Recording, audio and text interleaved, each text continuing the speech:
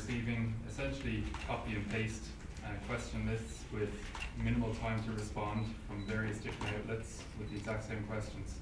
Something just seems a little off.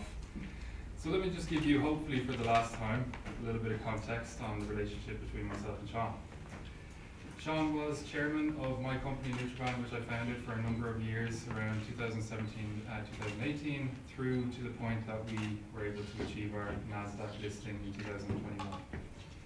Leading up to a NASDAQ listing, it was strongly advised by our shareholders, investors and board that we had a chairman with capital markets experience.